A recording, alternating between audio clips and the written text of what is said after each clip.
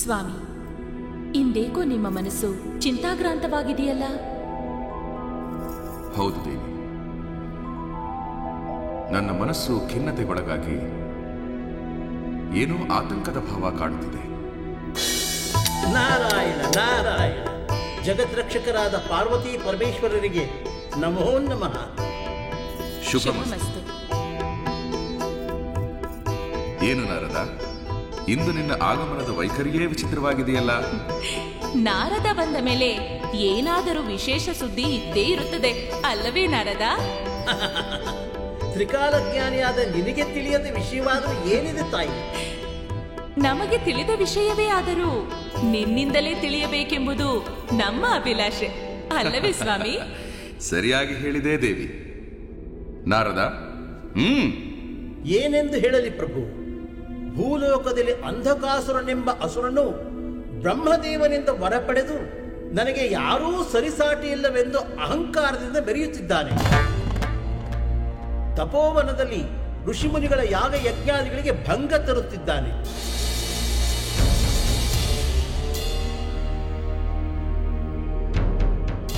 ಅವನ ಉಪಟಳವನ್ನು ತಾಳಲಾರದೆ ಜನರೆಲ್ಲ ಸಾವಿಗೆ ಹೆದರಿ ಕಂಗಾಲಾಗಿದ್ದಾರೆ. ಭೂಲೋಕದಲ್ಲಿ ಅವನ ಅಟ್ಟಹಾಸವು ಎಲ್ಲೇ ಮೀರುತ್ತಿದೆ. ಅಷ್ಟೇ ಅಲ್ಲ, ಈ ತ್ರಿಲೋಕದಲ್ಲಿ ನನ್ನನ್ನು ಎದುರಿಸಲು ಯಾರಿಂದಲೂ ಸಾಧ್ಯವಿಲ್ಲವೆಂದು ಮದೋನ್ಮತ್ತನಾಗಿ ಮೆರೆಯುತ್ತಿದ್ದಾನೆ ಪ್ರಭು. ಅವನನ್ನು ಸಂಹರಿಸಲು ನಿನ್ನಿಂದ ಮಾತ್ರ ಸಾಧ್ಯ ಪರಮೇಶ್ವರ. ಅವನ ಅಹಂಕಾರವನ್ನು ಅಂತ್ಯಗೊಳಿಸಿ ಜಗತ್ತನ್ನು ರಕ್ಷಿಸು ಪ್ರಭು.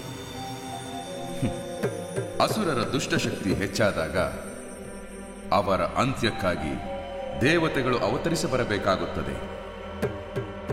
ಅಂಧಕಾಸುರನ ಅಂತ್ಯ ನನ್ನಿಂದಲೇ ಆಗಬೇಕೆಂದು ವಿಧಿಬರಹವಿದ್ದರೆ ಅದನ್ನು ತಪ್ಪಿಸಲು ಯಾರಿಂದಲೂ ಸಾಧ್ಯವಿಲ್ಲ. ಹಾಗಾದರೆ ಪಿತಾಮಹ ಬ್ರಹ್ಮದೇವನು ನೀಡಿದ ವರ? ಅದಕ್ಕೂ ಪರಿಹಾರವಿದೆ ನಾರದ. ಹಾಗಾದರೆ ಅಂಧಕಾಸುರನ ಸಂಹಾರಕ್ಕೆ ತಾವೇ ತೆರಳಬೇಕೇನು? ಹೌದು, ಮುಂದಿನದು ನಿನಗೇ ತಿಳಿದಿದೆ. ಅರ್ಥವಾಯಿತು ಸ್ವಾಮಿ. ನಾರದ, ನೀನು ಬಂದ ಕೆಲಸ ಮುಗಿಯಿತಲ್ಲವೇ? ಇನ್ನೂ ಮುಗಿದಿಲ್ಲ ತಾಯಿ, ಈಗ ಪ್ರಾರಂಭವಾಗಿದೆ. ನಾರಾಯಣ ನಾರಾಯಣ ನಾರಾಯಣ.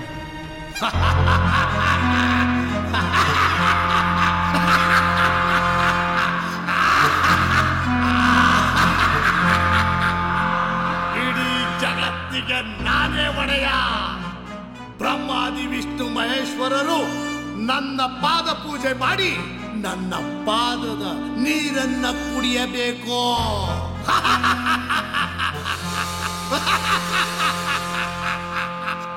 ಸೂರ್ಯ ಚಂದ್ರಾದಿ ಅಷ್ಟ ದಿಕ್ಪಾಲಕರೇ, ಋಷಿ ಮುನಿಗಳೇ, ಮಹರ್ಷಿಗಳೇ, ಕಿನ್ನರ ಕಿಪ್ಪುರುಷಾದಿಯರೇ,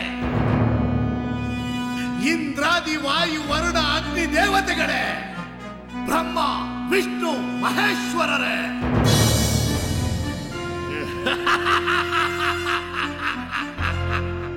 ಲಕ್ಷ್ಮೀ ಸರಸ್ವತಿ ಪಾರ್ವತಿ ದೇವಿಯರೇ, ಜಗದ ಸೃಷ್ಟಿ ಸ್ಥಿತಿ ಲಯ ಕರ್ತಗಳಿಗೆ ನೀವೇ ಕಾರಣರಿರಬಹುದು.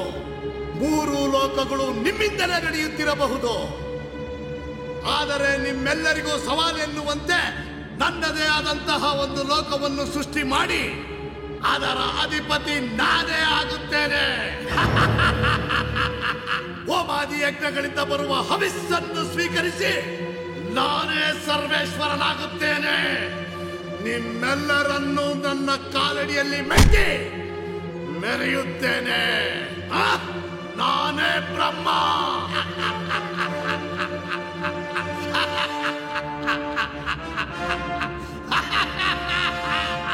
ನಾನು ಅಮರ, ನಾನೇ ಸರ್ವೇಶ್ವರ. ನನ್ನನ್ನು ಸೋಲಿಸುವವರು ಯಾರು ಇಲ್ಲ. ಮುಂಚುಬಾಯಿ ಮದಾಂತ.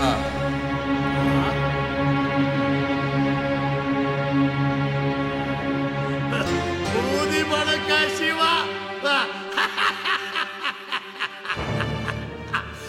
ಸ್ಮಶಾನದಲ್ಲಿ ಭೂತ ಪ್ರೇತಗಳ ನಡುವೆ ಕುಳಿತು ತಪಸ್ಸು ಮಾಡುವುದನ್ನು ಬಿಟ್ಟು ಇಲ್ಲಿಗೆ ಬಂದೆ.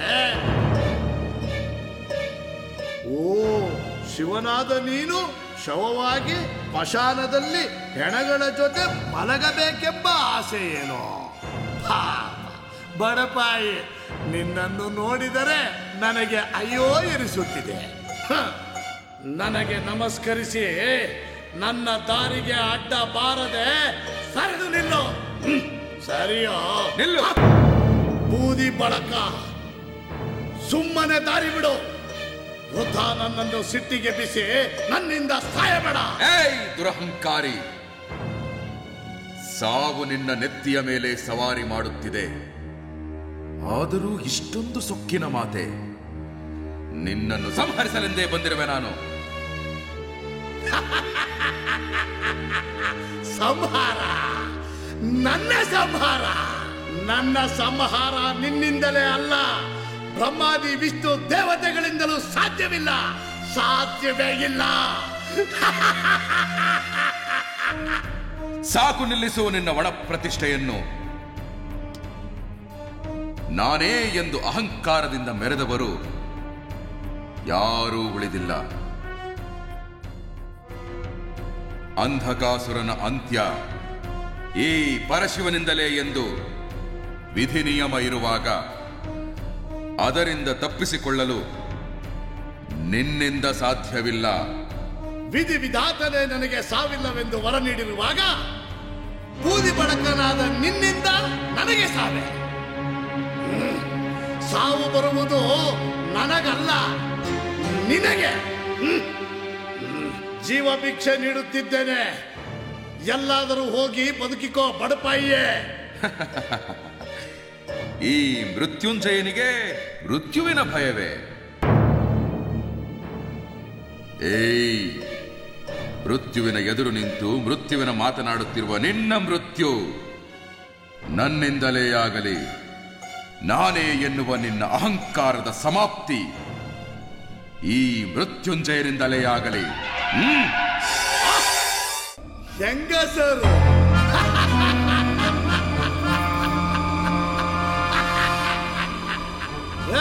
ಬೂದಿ ಬಳಕ, ನಾನು ಪರಾಕ್ರಮಿ, ನಾನು ಮಹಾಶೂರ, ನಾನು ಮಹಾರುದ್ರ ಎಂದೆಲ್ಲ ಹೇಳಿ ಜಂಬ ಕೊಚ್ಚಿಕೊಂಡು ನನ್ನೆದುರು ಸೋತು ಹೋಗಿ ಹೋಗಿ ಈ ಹೆಂಗಸರನ್ನೆಲ್ಲ ಕರೆದುಕೊಂಡು ಬಂದಿರುವೆಯಲ್ಲ. ನಾಚಿಕೆ ಕೇಳು, ನಾಚಿಕೆ ಕೇಳು.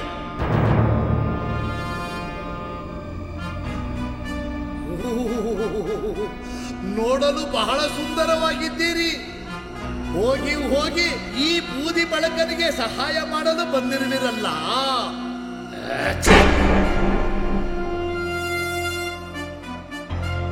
ಓ ಸುಂದರಿಯರೇ, ಸುಮ್ಮನೆ ನನ್ನ ಜೊತೆ ಬಂದು ಬಿಡಿ. ನಿಮ್ಮೆಲ್ಲರನ್ನೂ ನನ್ನ ಪಟ್ಟದರಸಿಯರನ್ನಾಗಿ ಮಾಡಿಕೊಂಡು ಸುಖದ ಸುಪ್ಪತ್ತಿಗೆಯಲ್ಲಿ ಮೆರೆಸುತ್ತೇನೆ.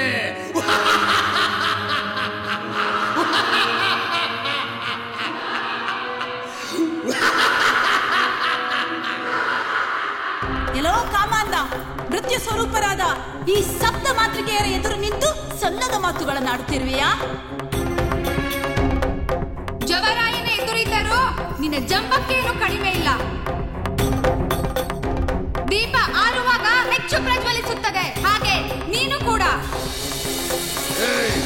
ಸುಂದರಿಯರೆಂದು ಸುಮ್ಮನಿದ್ದರೆ ಈ ಸರ್ವೇಶ್ವರನ್ನೇ ಕೆಡಿಸುತ್ತಿದ್ದೀರಾ?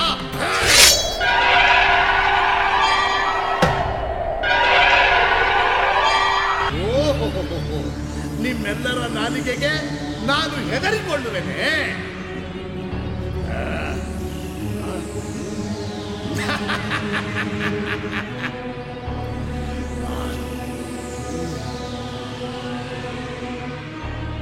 ಈ ನಿಮ್ಮ ನಾಲಿಗೆಗಳನ್ನ ನನ್ನ ಕಾಲಿಂದ ಹೊಸಗೆ ಹಾಕುವೆನು.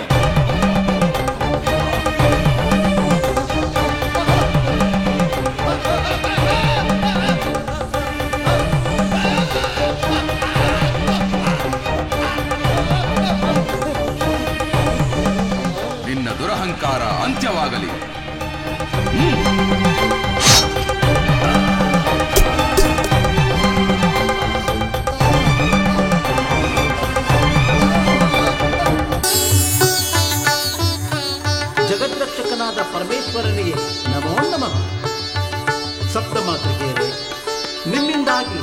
ಪರಮೇಶ್ವರನು ಅಂಧಕಾಸುರನನ್ನು ಸಂಹರಿಸಲು ಸಾಧ್ಯವಾಯಿತು.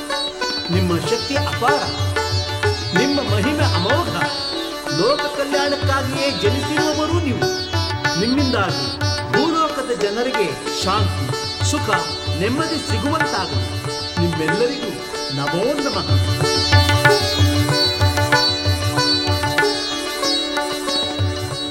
ಯುಗಗಳು ಕಳೆದು ಕಲಿಯುಗ ಆರಂಭವಾದ ಮೇಲೆ ಲೋಕ ಕಲ್ಯಾಣಕ್ಕಾಗಿ ಭೂಲೋಕದಲ್ಲಿ ನೆಲೆಸಲು ಸೂಕ್ತವಾದ ಸ್ಥಳವನ್ನು ಹುಡುಕುತ್ತಾ ಸಪ್ತ ಮಾತೃಕೆಯರು ಆಕಾಶ ಮಾರ್ಗದಲ್ಲಿ ಹೊರಟರು.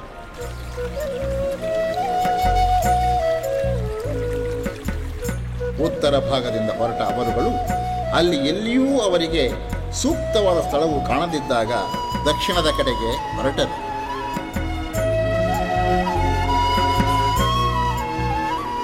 ಸೂಕ್ತವಾದ ನೆಲೆಯನ್ನರಿಸಿ ಹೊರಟ ಅವರಿಗೆ ದಕ್ಷಿಣ ಭಾಗದ ಮಲೆನಾಡಿನ ಹೆಬ್ಬಾಗಿಲಿನಂತೆ ಇರುವ ಸುಂದರವಾದ ಸ್ಥಳವು ಕಾಣಿಸಿತು.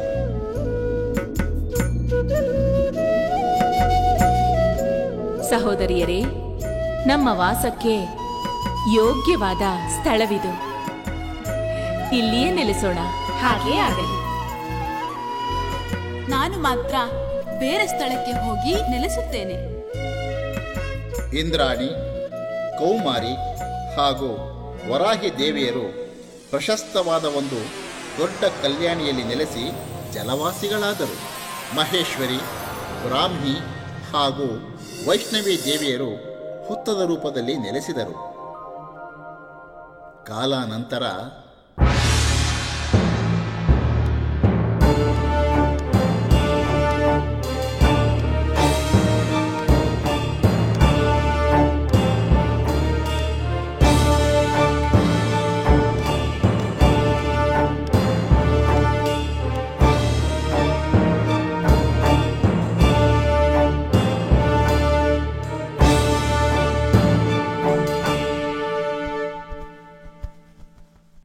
ಮಹಾಮಂತ್ರಿಗಳೇ, ಪ್ರಭು, ಹೊಯ್ಸಳ ಚಕ್ರವರ್ತಿಗಳ ಅನುಮತಿಯನ್ನು ಪಡೆದು ನಮ್ಮ ಸಿಂಹಾಸನಪುರಿಯ ಗಡಿಯನ್ನು ವಿಸ್ತರಿಸಬೇಕೆಂದಿದ್ದೇವೆ. ಇದರಿಂದಾಗಿ ನಮ್ಮ ಆಡಳಿತದ ಪರಿಮಿತಿಯು ವಿಶಾಲಗೊಳ್ಳುತ್ತದೆ.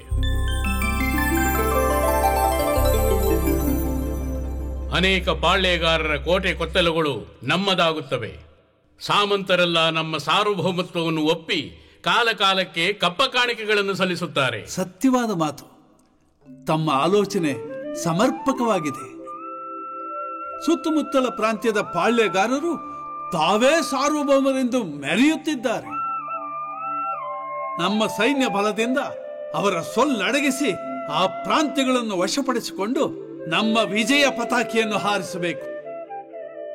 ಅಂತಹ ತಮ್ಮ ಕಾರ್ಯವೈಖರಿಯ ವಿಜೃಂಭಣೆಯನ್ನು ನೋಡಬೇಕೆಂಬ ಬಯಕೆ ನಮ್ಮೆಲ್ಲರದ್ದೂ ಆಗಿದೆ ಮಹಾಪ್ರಭು. ಆ ಮಹತ್ವಾಕಾಂಕ್ಷೆಯಿಂದಲೇ ನಾವು ಚಕ್ರವರ್ತಿಗಳನ್ನು ಕಾಣಲು ಹೊರಟಿರುವುದು. ಆದಷ್ಟು ಬೇಗ ಕಾರ್ಯಮಗ್ನರಾಗಿ ಪ್ರಯಾಣಕ್ಕೆ ಸಿದ್ಧತೆಯಾಗಲಿ. ಅಪ್ಪಣೆ ಮಹಾಪ್ರಭು.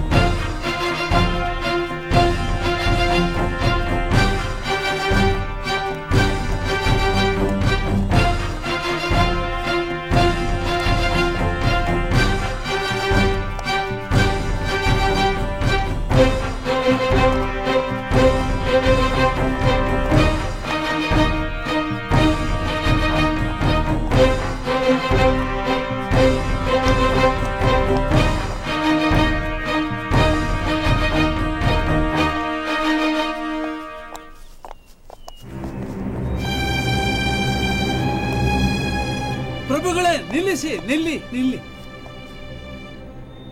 ಏಕೆ ಅಮಾತ್ಯರೇ? ಮೊಲವೊಂದು ನಮ್ಮ ದಾರಿಗೆ ಅಡ್ಡ ಬಂದು ಊರಿನ ಕಡೆ ಹೋದದ್ದು ತಾವು ನೋಡಿದರಲ್ವೇ? ಹೌದು, ನೋಡಿದೆವು. ಅದಕ್ಕೇನೀಗ? ಅದು ಅಶುಭದ ಸೂಚನೆ. ನಾವು ಸಾಧಿಸಬೇಕೆಂದು ಹೊರಟಿರುವ ಕಾರ್ಯಕ್ಕೆ ಅಡಚಣೆಯಾಗಬಹುದು. ಹಾಗಾಗಿ ನಮ್ಮ ಪ್ರಯಾಣವನ್ನು ಇಲ್ಲಿಗೆ ನಿಲ್ಲಿಸಿ ಊರಿಗೆ ಹಿಂದಿರುಗುವುದು ಒಳ್ಳೆಯದು ಪ್ರಭು. ಛೆ, ಮೊಲ ಅಡ್ಡ ಬಂದಿದ್ದರಿಂದ ಅಪಶಕನವಾಯಿತೆ. ಹೊಯ್ಸಳ ಚಕ್ರವರ್ತಿಗಳ ಅಪ್ಪಣೆಯನ್ನು ಪಡೆದು ನಮ್ಮ ಗಡಿಯನ್ನು ವಿಸ್ತರಿಸಬೇಕೆಂದುಕೊಂಡಿದ್ದೆವು. ನಮ್ಮ ಪ್ರಯತ್ನವೆಲ್ಲ ನಿಷ್ಫಲವಾಯಿತು. ಚಿಂತಿಸಬೇಡಿ ಪ್ರಭುಗಳೇ, ಇದರ ಬಗ್ಗೆ ಅರಮನೆಯಲ್ಲಿ ಪಂಡಿತರನ್ನು ವಿಚಾರಿಸಿ ಮುಂದುವರಿಯೋಣ. ಸರಿ, ಹಾಗೆಯೇ ಮಾಡೋಣ. ನಡಿ, ಹಿಂದಿರುಗೋಣ.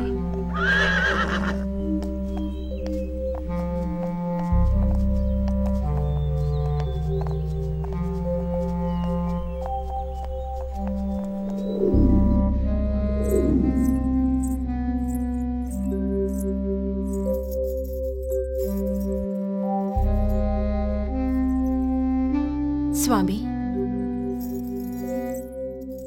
ಸ್ವಾಮಿ, ಕೇವಲ ಒಂದು ಮೊಲದಿಂದಾಗಿ ನಿಮ್ಮ ಪ್ರಯಾಣಕ್ಕೆ ಅಡ್ಡಿಯಾಯಿತೆಂಬ ಕಾರಣಕ್ಕೆ ನೀವು ಇಷ್ಟೊಂದು ಚಿಂತಿಸುವಿರಾ? ಶುಭ ಶಕುನ ನೋಡಿ ಮತ್ತೊಂದು ದಿನ ಪ್ರಯಾಣ ಬೆಳೆಸಿದರಾಯಿತು. ಇಲ್ಲ ದೇವಿ, ನಮ್ಮ ಮಹತ್ವಾಕಾಂಕ್ಷೆಯ ಪ್ರಯಾಣಕ್ಕೆ ಅಪಶಕನವಾಯಿತೆಂದರೆ ಮುಂದೆ ಈ ನಾಡಿಗೇನೋ ದುರಂತ ಕಾದಿದೆ ಎಂದೇ ಅರ್ಥ.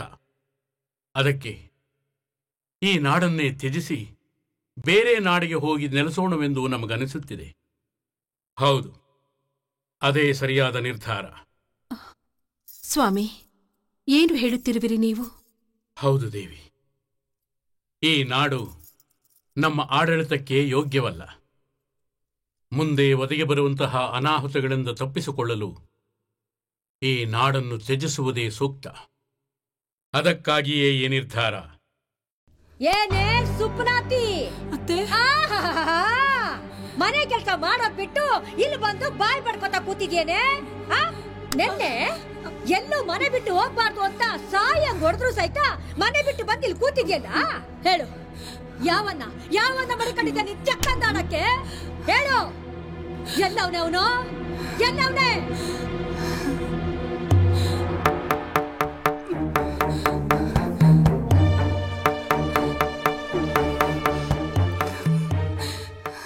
ಮಾಡ್ತೀನಿ ತಡಿ ನಿನ್ಗೆ. ಏನ್ ಮಾಡ್ತಿ ಇವಳಕ್ ನಾನು? ಯಾವ್ದ್ರಲ್ಲಿ ಹೊಡಿಲಿ? ಹೊಡೆದ್ರೆ ಸತ್ತು ಹೋಗ್ಬಿಡ್ಬೇಕು. ಏನ್ ಮಾಡ್ಲಿ?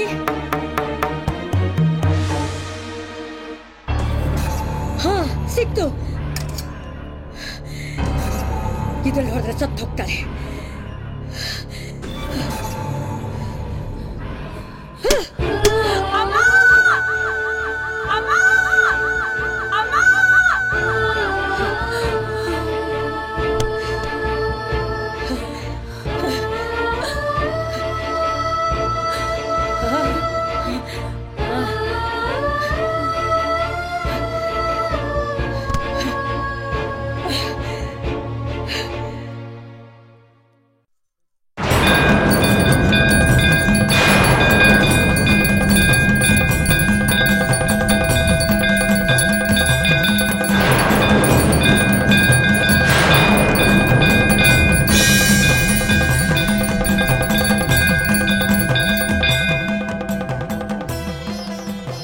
ಅಯ್ಯೋ ಪಾಪಿ, ನನ್ನ ಭಕ್ತೆಯನ್ನು ನೀನು ಹಿಂಸಿಸಿದೆಯಾ? ಯಾವ ರೀತಿ ನನ್ನ ಭಕ್ತೆಯನ್ನು ರಕ್ತ ಬರುವಂತೆ ನೀನು ಹೊಡೆದು ಹಿಂಸಿಸಿದೆಯೋ ಅದೇ ರೀತಿ ಜನರು ನಿನ್ನನ್ನು ಬೀದಿ ಬೀದಿಯಲ್ಲಿ ಹುಚ್ಚಿ ಎಂದು ಕಲ್ಲಿನಿಂದ ಹೊಡೆದು ಸಾಯುವಂತೆ ಮಾಡಲಿ. ಹುಚ್ಚಿಯಾಗಿ ಯಾತನೆಯನ್ನು ಅನುಭವಿಸು. ಇದೇ ನಾವು ಕೊಡುತ್ತಿರುವ ಶಿಕ್ಷೆ. ನನಗೆ ಶಿಕ್ಷೆ ಕೊಡ್ಬೇಡ್ರಿ, ನನ್ ತಪ್ಪಾಯ್ತು, ನನ್ ಬಿಟ್ಬಿಡ್ರವ, ಶಿಕ್ಷೆ ಕೊಡ್ಬೇಡ್ರಿ. ಪಾಪಿ, ನಿನ್ನ ತಪ್ಪಿಗೆ ತಕ್ಕ ಶಿಕ್ಷೆ ಆಗಲೇಬೇಕು. ನೀನು ಕ್ಷಮೆಗೆ ಅರ್ಹಳಲ್ಲ, ಅನುಭವಿಸು. ಇದೇ ನಾವು ಕೊಡುತ್ತಿರುವ ಶಿಕ್ಷೆ. ಬೇಡ ಬೇಡ ಬೇಡ ಕಣ್ರವ, ತಪ್ಪಾಯ್ತು.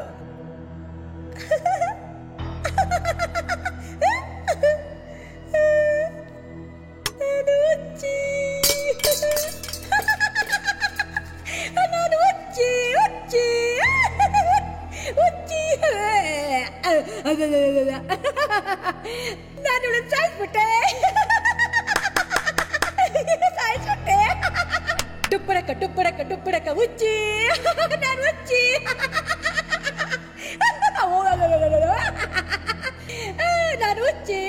ಹುಚ್ಚಿನ ಸೊಸೆ ಸಾಯಿಸ್ಬಿಟ್ಟೆ ಹುಚ್ಚಿ. ಮಗಳೇ ಪಾರ್ವತಿ ಪಾರ್ವತಿ ಪಾರ್ವತಿ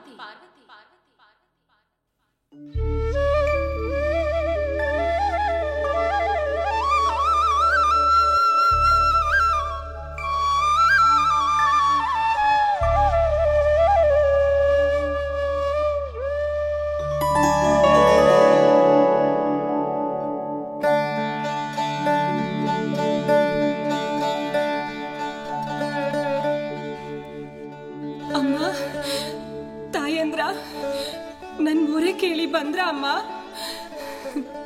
ಕಾಪಾಡಿ ಅಮ್ಮ, ಕಾಪಾಡಿ. ನಿನಗೆ ಏನು ವರ ಬೇಕು ಕೇಳಿಕೊ ಮಗಳೇ. ಮಾತೇರೆ, ನನಗೆ ಈ ಭವಬಂಧನದ ಜಂಜಾಟ ಬೇಡ.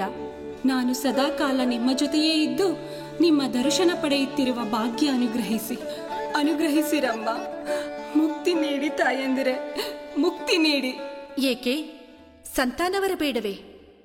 ಬೇಡಿರಮ್ಮ. ನಿಮ್ಮ ದರ್ಶನದ ಮುಂಚೆ ಸಂತಾನದ ಆಸೆ, ತಾಯಿಯಾಗುವ ಹಂಬಲ ನನಗಿತ್ತು. ಆದರೆ ಇಹಲೋಕದ ಜಂಜಾಟವನ್ನು ನೋಡಿದ ಮೇಲೆ ಈ ಸಂಸಾರದ ಗೊಡವೆ ಬೇಡ ಅನ್ನಿಸುತ್ತಿದೆ ತಾಯಿ. ಸದಾ ನಿಮ್ಮ ಸೇವೆ ಮಾಡಿಕೊಂಡಿರುವ ಭಾಗ್ಯ ನನಗೆ ಅನುಗ್ರಹಿಸಿ ತಾಯಿ, ಅನುಗ್ರಹಿಸಿ. ಹಾಗೆಯೇ ಆಗಲಿ. ಆಲಯದ ಮುಂಭಾಗದಲ್ಲಿ ಕಲ್ಲಿನ ರೂಪದಲ್ಲಿ ನೆಲೆಸಿ ಸದಾ ನಮ್ಮ ದರ್ಶನ ಮಾಡುತ್ತಿರು. ಅಲ್ಲದೆ ಪ್ರತಿ ವರ್ಷವೂ ಒಂದು ಭತ್ತದ ಮೊನೆಯಷ್ಟು ನಮ್ಮ ಕಡೆ ಚಲಿಸುತ್ತಿರು. ಎಂದು ನೀನು ಬಂದು ನಮ್ಮ ಪಾದಸ್ಪರ್ಶ ಮಾಡುವೆಯೋ ಅಂದೇ ನೀನು ನಮ್ಮಲ್ಲಿ ಐಕ್ಯಳಾಗುವೆ. ಅಲ್ಲದೆ ಅಂದೇ ಪ್ರಳಯವಾಗಿ ಕಲಿಯುಗ ಅಂತ್ಯವಾಗುವುದು.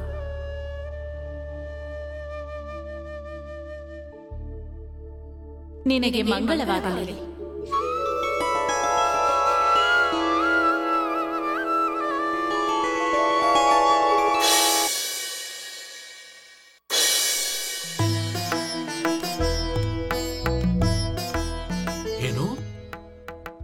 ಏನಂದಿರಿ?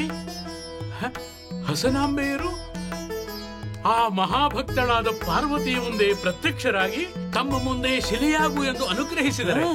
ಅಷ್ಟೇ ಅಲ್ಲ ಮಹಾಪ್ರಭು, ರಾಕ್ಷಸಿ ಅಂತಿದ್ದ ಆಕೆಯ ಅತ್ತೆಗೆ ಹುಚ್ಚಿಯಾಗಿ ಅಲಿಯುತ್ತಿರು ಎಂದು ಶಾಪವನ್ನು ನೀಡಿದ್ದಾರೆ. ಓಹೋ, ಅದ್ಭುತ, ಅಮೋಘ! ಆ ತಾಯಿಯರ ಮಹಿಮೆ ಅಪಾರವಾದದ್ದು. ಮಹಾಮಂತ್ರಿಗಳೇ, ನಾಳೆಯೇ ದೇವಾಲಯಕ್ಕೆ ಹೋಗಿ ನೋಡಿಕೊಂಡು ಬರೋಣ. ತಮ್ಮ ಇಚ್ಛೆಯಂತೆಯೇ ಆಗಲಿ ಪ್ರಭು.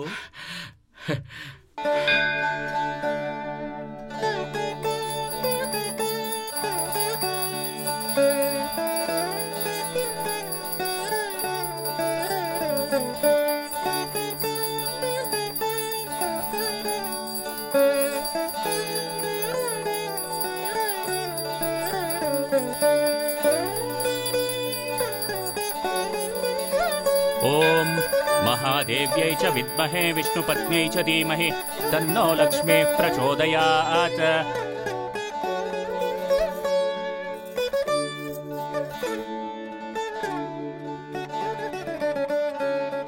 ಮಹಾಮಂತ್ರಿಗಳೇ, ಮಹಾಪ್ರಭು, ಮಹಾಸಾಧ್ವಿ ಶಿರೋಮಣಿಯಾದ ಸೊಸೆ ಪಾರ್ವತಿಯ ಕುರುಹಿಗಾಗಿ ಒಂದು ದೇವಾಲಯವನ್ನು ಕಟ್ಟಿಸೋಣ. ಅವಳ ಭಕ್ತಿ ಇಡೀ ಜಗತ್ತಿಗೆ ತಿಳಿಯುವಂತೆ ಮಾಡೋಣ. ತಮ್ಮ ಇಚ್ಛೆಯಂತೆಯೇ ಆಗಲಿ ಪ್ರಭು. ನಾಳೆಯಿಂದಲೇ ಮಂದಿರದ ಕಾರ್ಯವನ್ನು ಪ್ರಾರಂಭಿಸುತ್ತೇನೆ. ಸರಿ. ಕೃಷ್ಣಪ್ಪ ನಾಯಕ, ಸೊಸೆ ಕಲ್ಲಿಗೆ ಆಲಯವನ್ನು ಕಟ್ಟಿಸಬೇಕೆಂದಿರುವ ನಿನ್ನ ನಿರ್ಧಾರವನ್ನು ಬಿಟ್ಟು ಬಿಡು.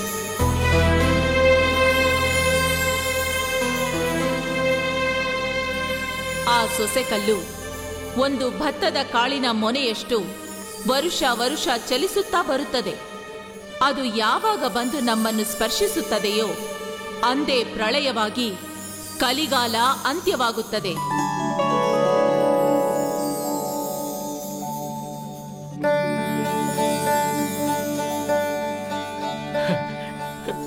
ಧನ್ಯೋಸ್ಮಿ ತಾಯಿ, ಧನ್ಯೋಸ್ಮಿ. ಎಲ್ಲವೂ ನಿನ್ನ ಆಣತಿಯಂತೆ ಆಗಲಿ. ಸಕಲವೂ ನಿನ್ನ ಮಹಿಮೆ ತಾಯಿ, ನಿನ್ನ ಮಹಿಮೆ.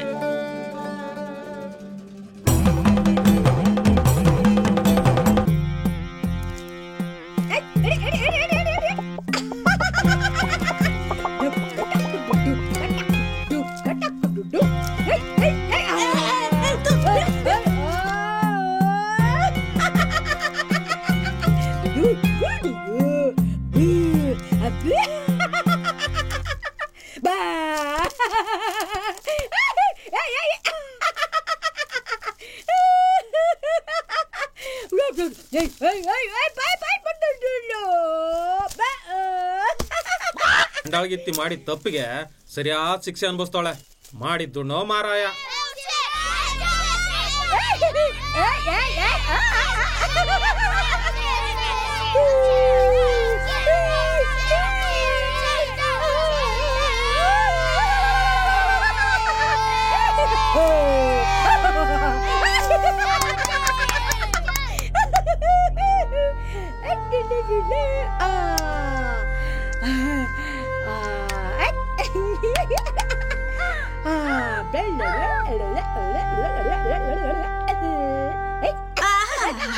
ಸೊಸೆಗೆ ಕಷ್ಟ ನಿನಗೆ ಹಿಂಗೆ ಆಗ್ಬೇಕು. ಸಾಯಿ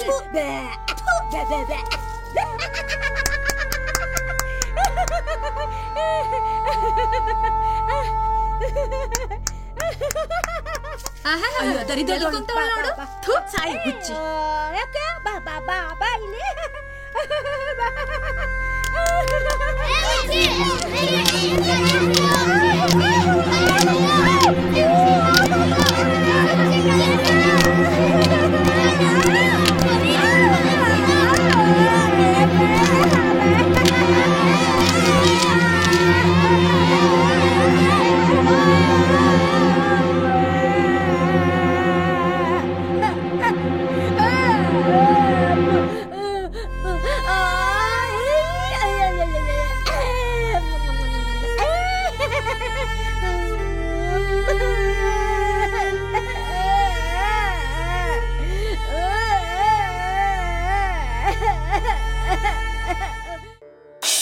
ಬ್ರಾಹ್ಮಣಿ, ವೈಷ್ಣವಿ, ಈ ಗೋಧೂಳಿ ಸಮಯದಲ್ಲಿ ಊರನ್ನೆಲ್ಲ ಸುತ್ತಾಡಿಕೊಂಡು ಬರೋಣವೇ? ಹಾಗೇ ಆಗಲಿ. ಜನರ ವರ್ತನೆಯು ತಿಳಿಯುತ್ತದೆ. ಇಂದು ಶುಕ್ರವಾರ. ಹೆಂಗಸರು ತಮ್ಮ ತಮ್ಮ ಮನೆಗಳನ್ನು ಹೇಗೆ ಇಟ್ಟುಕೊಂಡಿರುತ್ತಾರೋ ನೋಡೋಣವೇ? ಹಾಗಿದ್ದರೆ ನಡೆಯಿರಿ.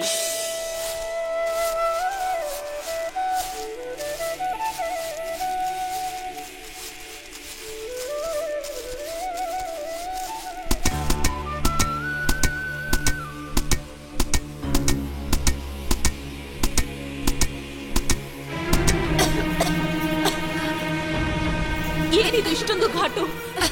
ಹೌದು, ಈ ಘಾಟಿನಿಂದ ನನ್ನ ಉಸಿರು ಕಟ್ಟಿದಂತಾಗುತ್ತಿದೆ. ಈ ಘಾಟನ್ನು ನನ್ನಿಂದ ಸಹಿಸಲು ಸಾಧ್ಯವಿಲ್ಲ. ಇದಕ್ಕೆ ಕಾರಣರಾದವರನ್ನು ಸುಟ್ಟು ಭಸ್ಮ ಮಾಡುತ್ತೇನೆ. ಶಾಂತಳಾಗು ಮಹೇಶ್ವರಿ, ಶಾಂತಳಾಗು. ದುಡುಕಿದರೆ ನಮ್ಮ ಮಕ್ಕಳನ್ನು ನಾವೇ ಶಿಕ್ಷಿಸಿದಂತಾಗುವುದಿಲ್ಲವೇ? ಹೌದು ಮಹೇಶ್ವರಿ, ಬ್ರಾಹ್ಮಣಿ ಹೇಳುತ್ತಿರುವುದು ಸತ್ಯ ಅಲ್ಲವೇ? ಈ ಊರಿನ ಜನರು ನಮ್ಮ ಮಕ್ಕಳಂತೆ ತಾನೆ. ಇದಕ್ಕೆ ಪರಿಹಾರವಾದರೂ ಏನು? ಈ ವಿಷಯವನ್ನು ಕೃಷ್ಣಪ್ಪ ನಾಯಕನ ಬಳಿ ಹೇಳೋಣ. ಆದರೆ ಆತನೇ ಈ ಸಮಸ್ಯೆಯನ್ನು ಬಗೆಹರಿಸಲಿ.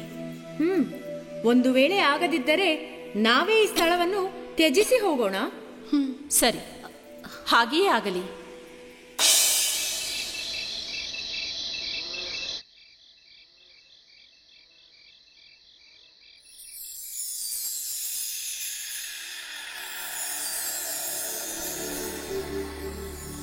ಕೃಷ್ಣಪ್ಪ ನಾಯಕ, ಈಗ ನಾವಿರುವ ಆಲಯದ ಸುತ್ತ ಜನರು ತಮ್ಮ ಮನೆಗಳನ್ನು ಕಟ್ಟಿಕೊಂಡಿದ್ದಾರೆ.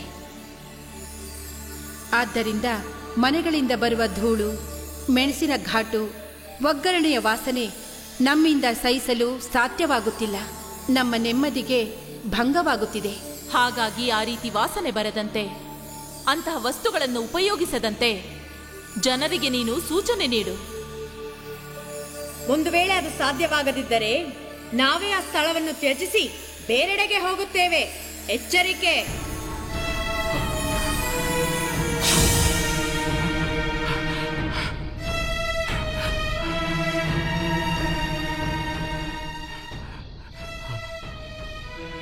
ಆಯಿತು ತಾಯಿ, ನಿಮ್ಮ ಆಣತಿಯಂತೆ ನಾಳೆಯೇ ಜನರನ್ನು ಕರೆಸಿ ವಿಷಯ ತಿಳಿಸುತ್ತೇನೆ.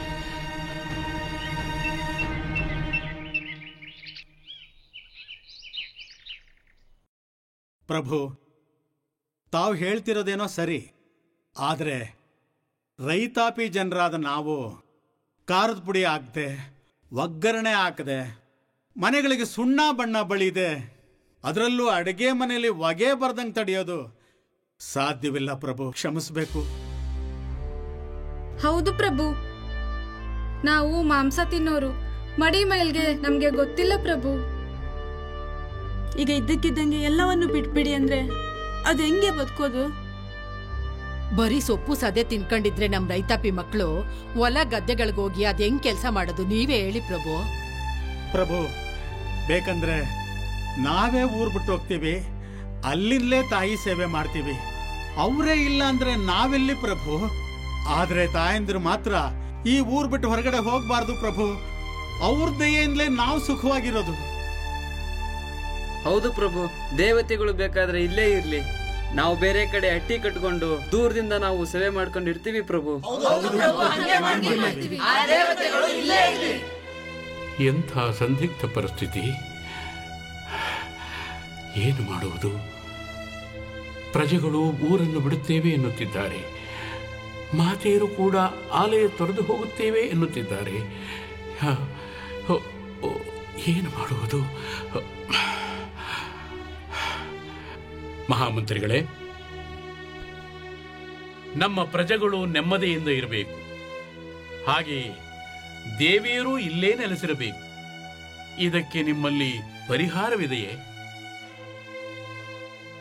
ಕ್ಷಮಿಸಬೇಕು ಮಹಾಪ್ರಭು, ಇದು ಜಟಿಲವಾದ ಸಮಸ್ಯೆ.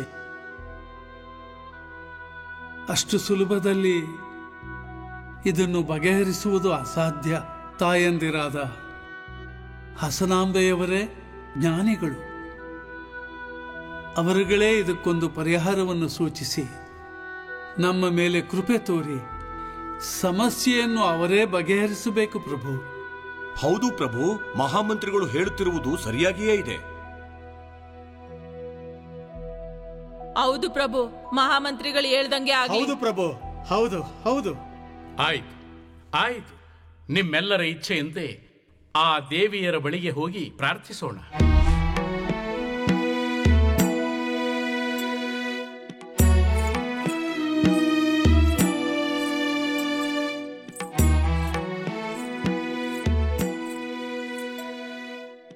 ಸಿಂಹಾಸನಾಪುರಿಯ ಗ್ರಾಮ ದೇವತೆಗಳೇ, ಅಲ್ಪಮತಿಗಳಾದ ನಾವು ದಿಕ್ಕು ತೋಚದೆ ನಿಮ್ಮ ಬಳಿಗೆ ಬಂದಿದ್ದೇವೆ.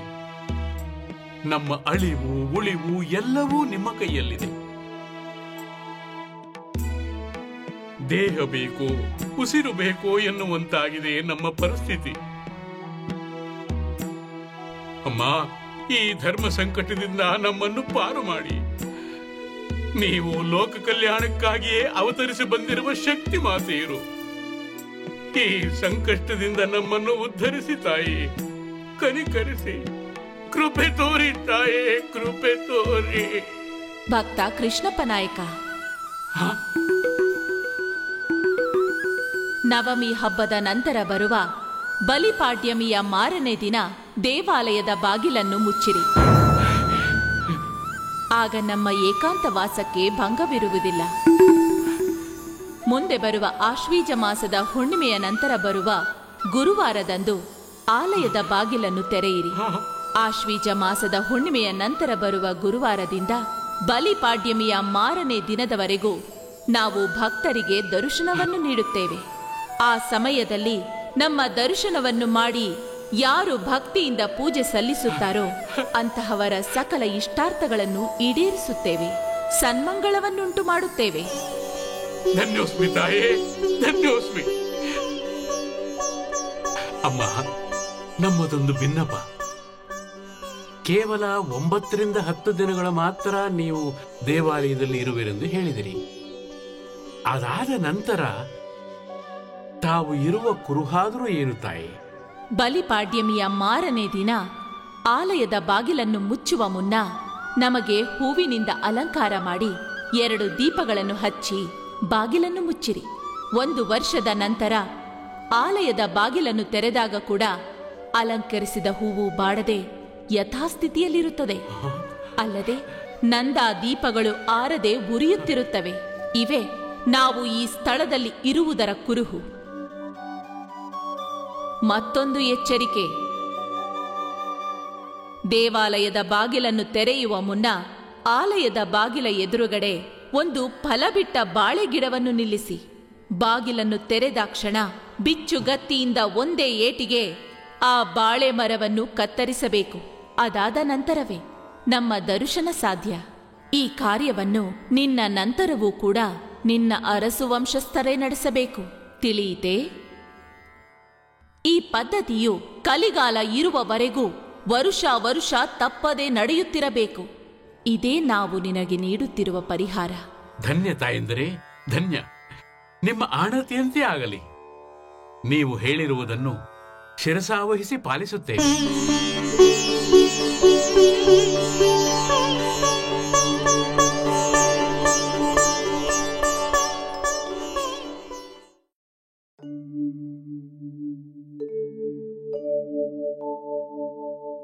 ತಾಯಿ, ನಿಮ್ಮಗಳ ಆಣತಿಯಂತೆ ದೀಪವನ್ನು ಹಚ್ಚಿದ್ದೇವೆ, ಹೂವಿನ ಅಲಂಕಾರವನ್ನೂ ಮಾಡಿಸಿದ್ದೇವೆ. ನಾವಿನ್ನು ಬಾಗಿಲನ್ನು ಮುಚ್ಚಿ ಹೊರಡುತ್ತೇವೆ ತಾಯಿ.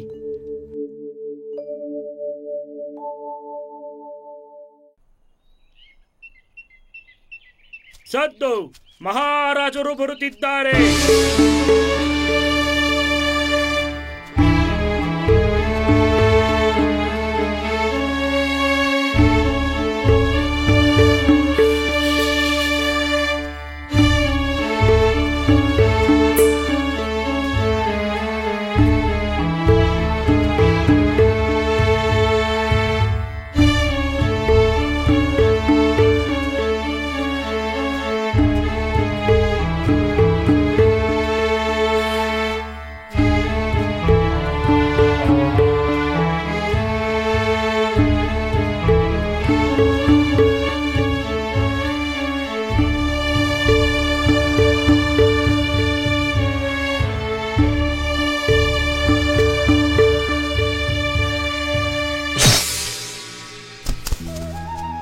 ಹಸನಾಂಬೆ ದೇವಿಗೆ, ಹಸನಾಂಬೆ ದೇವಿಗೆ, ಹಸನಾಂಬೆ ದೇವಿಗೆ, ಹಸನಾಂಬೆ ದೇವಿಗೆ, ಹಸನಾಂಬೆ ದೇವಿಗೆ, ಹಸನಾಂಬೆ ದೇವಿಗೆ.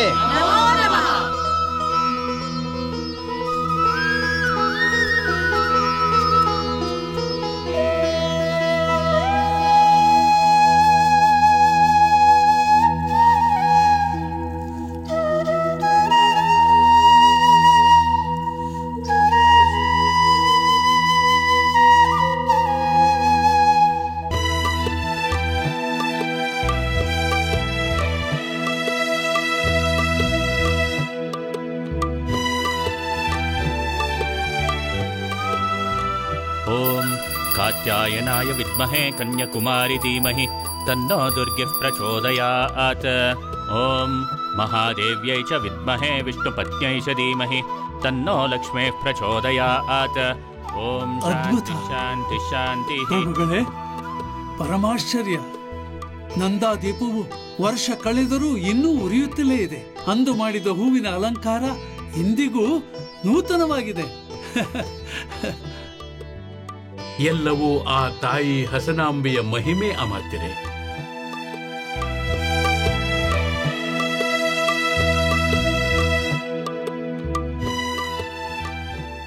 ಈ ರೀತಿಯಾಗಿ ಬ್ರಾಹ್ಮಿ, ಮಹೇಶ್ವರಿ ಹಾಗೂ ವೈಷ್ಣವಿ ದೇವಿಯರು ಶಾಶ್ವತವಾಗಿ ಗುಡಿಯಲ್ಲಿ ನೆಲೆಸಿದ ಮೇಲೆ ಹಲವಾರು ವರ್ಷಗಳ ನಂತರ ಹಸನಾಂಬಾ ದೇವಿಯರ ಹೆಸರು ಜನರ ಬಾಯಿಂದ ಬಾಯಿಗೆ ಬಂದು ಹಾಸನಾಂಬೆ ಎಂದು ಪ್ರಖ್ಯಾತಿ ಪಡೆಯಿತು. ಅಂದಿನಿಂದಲೂ ಸಿಂಹಾಸನಾಪುರಿ ಅಂದರೆ ಈಗಿನ ಹಾಸನ ನಗರದ ಗ್ರಾಮ ದೇವತೆಗಳಾಗಿ ಭಕ್ತರ ಇಷ್ಟಾರ್ಥಗಳನ್ನು ಈಡೇರಿಸುತ್ತಾ ಬಂದಿದ್ದಾರೆ. ದೇವಿಯರ ಮಹಿಮೆ ಅನಂತ ಹಾಗೂ ವರ್ಣಿಸಲ ಸಾಧ್ಯ. ಈಗ ಈ ದೇವಾಲಯವು ಸರ್ಕಾರದ ಅಧೀನದಲ್ಲಿರುವುದರಿಂದ ಇದರ ಉಸ್ತುವಾರಿಯನ್ನು ಸಂಬಂಧಪಟ್ಟ ಅಧಿಕಾರಿಗಳು ನೋಡಿಕೊಳ್ಳುತ್ತಾರೆ. ದೇವಿಯರ ದೇವಾಲಯದ ಬಲಗಡೆಗೆ ಹೊಂದಿಕೊಂಡಂತೆ ದರ್ಬಾರ್ ಗಣಪತಿಯ ಗುಡಿಯೂ ಇದೆ. ದೇವಾಲಯದ ಮುಂದಿನ ಅಂಗಳದ ಬಲಭಾಗದಲ್ಲಿ 101 ಶಿಲೆಯ ಶಿವಲಿಂಗಗಳ ಗುಡಿಯೂ ಇದೆ. ದೇವಾಲಯಕ್ಕೆ ಕಳ್ಳತನ ಮಾಡಲು ಬಂದ 4 ಜನ ಕಳ್ಳರ ಕಲ್ಲುಗಳನ್ನು ಇರಿಸಿ ಕಟ್ಟಿಸಿರುವ ಕಳ್ಳಪ್ಪನ ಗುಡಿ ಇದು. ದೇವಿಯರಿಂದ ವರ ಪಡೆದು ಅವರ ಎದುರುಗಡೆ ಕಲ್ಲಾದ ಸೊಸೆಯ ಕಲ್ಲು ಇದೆ. ಅದನ್ನು ಸೊಸೆ ಕಲ್ಲೆಂದೇ ಕರೆಯುತ್ತಾರೆ. ದೇವಾಲಯದ ಪ್ರಾಂಗಣದಲ್ಲಿ ಶ್ರೀ ವೀರಭದ್ರೇಶ್ವರ ಸ್ವಾಮಿ ಹಾಗೂ ಬಸವನಿರುವ ಶಿಲಾಸ್ತಂಭದ ಗುಡಿ ಇದು. ಇದು ಸಿದ್ದೇಶ್ವರ ಸ್ವಾಮಿಯ ಗುಡಿ. ಸಿದ್ದೇಶ್ವರ ಸ್ವಾಮಿಯ ಶಿಲೆಯ ಹಣೆಯ ಭಾಗ ಸದಾ ಒದ್ದೆಯಾಗಿರುವುದು ಇಲ್ಲಿನ ವಿಶೇಷ. ಬಲಿಪಾಡ್ಯಮಿಯ ಮಾರನೇ ದಿನ ಹಾಸನಾಂಬ ದೇವಸ್ಥಾನದ ಬಾಗಿಲನ್ನು ಮುಚ್ಚುವ ಮುನ್ನ ದೇವಿಯರಿಗೆ ಹೂವಿನಿಂದ ಅಲಂಕಾರ ಮಾಡಿ 2 ನಂದಾದೀಪಗಳನ್ನು ಹಚ್ಚಿ ಬಾಗಿಲನ್ನು ಮುಚ್ಚುತ್ತಾರೆ. 1 ವರ್ಷದ ನಂತರ ಅಶ್ವಯುಜ ಮಾಸದ ಹುಣ್ಣಿಮೆಯ ನಂತರ ಬರುವ ಗುರುವಾರದಂದು ದೇವಸ್ಥಾನದ ಬಾಗಿಲನ್ನು ತೆರೆಯುತ್ತಾರೆ. ಆಗ ವರ್ಷದ ಹಿಂದೆ ಅಲಂಕರಿಸಿದ್ದ ಹೂವು ತಾಜಾತನದಿಂದ ಹಾಗೆಯೇ ಇರುತ್ತವೆ. ಹಚ್ಚಿದ ನಂದಾದೀಪಗಳು ಹಾಗೆಯೇ ಉರಿಯುತ್ತಿರುತ್ತವೆ. ಇದನ್ನು ನೋಡಲು ಹಾಗೂ ದೇವಿಯರ ದರ್ಶನ ಪಡೆದು ಕೃಪೆಯನ್ನು ಪಡೆಯಲು ನಗರದ, ರಾಜ್ಯದ ಹಾಗೂ ಹೊರ ರಾಜ್ಯಗಳಿಂದ ಲಕ್ಷ ಭಕ್ತರು ಬರುತ್ತಾರೆ. ದೇವಿಯರ ದರ್ಶನ ಪಡೆದು ಕೃತಾರ್ಥರಾಗುತ್ತಾರೆ. ಕೆಂಚಮ್ಮನ ಹೊಸಕೋಟೆಯ ಬಳಿ ಇರುವ ಹರಿಹಳ್ಳಿ ಎಂಬಲ್ಲಿ ಚಾಮುಂಡೇಶ್ವರಿಯು ಕೆಂಚಾಂಬಾದೇವಿಯಾಗಿ ನೆಲೆಸಿರುವ ದೇವಾಲಯ ಇದು.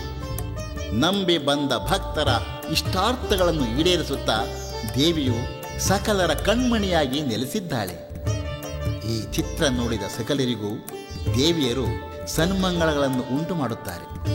ಓಂ ಹಾಸನಾಂಬೆ ದೇವಿಯರೇ ನಮೋ ನಮಃ. ಸರ್ವೇ ಜನಃ ಸುಖಿನೋ ಭವಂತು. ಸಮಸ್ತ ಸನ್ಮಂಗಳಾನಿ ಭವಂತು. ಸರ್ವ ಇಷ್ಟಾರ್ಥ ಸಿದ್ಧಿರಸ್ತು.